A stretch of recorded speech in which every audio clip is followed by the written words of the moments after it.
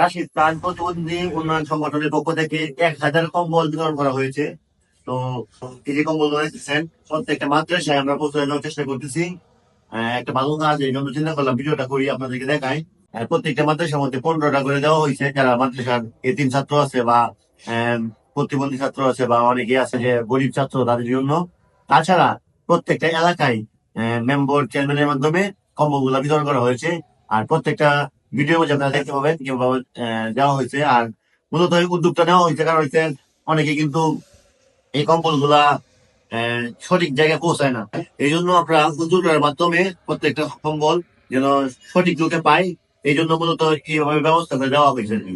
রাশিদ খান প্রতিবন্ধী উন্নয়ন সংগঠনের উদ্যোগে 22টি ধর্মীয় শিক্ষা প্রতিষ্ঠানে ও 1,000 শীতার্থ প্রতিবন্ধী ব্যক্তি, তৃতীয় লিঙ্গ, কৃষক, কৃষাণী, এতিম ছাত্র ও ছাত্রীদের মাঝে কম্বল বিতরণ করা হয়।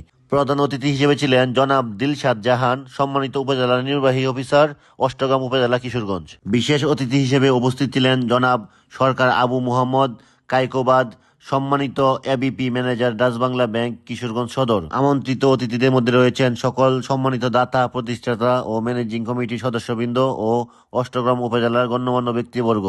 উক্ত অনুষ্ঠানে সভাপতিত্ব করেন হযরত মাওলানা জসিমউদ্দিন সিদ্দিকী, সম্মানিত উপদেষ্টা, আরপিইউএস সংগঠন। সার্বিক ব্যবস্থাপনায় ছিলেন জনাব সোহেল আহমেদ, জনাব মোহাম্মদ হাদিস খান হাদি।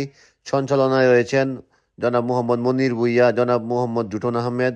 সহযোগিতায় রয়েছেন জনাব শেখ হায়াত আশরাফ, সম্মানিত কোষাধ্যক্ষ অদ্র সংগঠন, হযরত মাওলানা মারফত উল্লাহ, সম্মানিত সদস্য অত্র সংগঠন। রাশিদ খান প্রতিবন্ধী উন্নয়ন সংগঠনটি 2 মার্চ 2017 সাল হইতে সুবিধাবঞ্চিত হতদরিদ্র প্রতিবন্ধী ব্যক্তি, তৃতীয় লিঙ্গ ও কৃষক, কৃষাণী, এতিম ছাত্রছাত্রীদের অর্থনৈতিক ও সামাজিক উন্নয়নে সক্রিয়ভাবে কার্যক্রম পরিচালনা করে আসছে।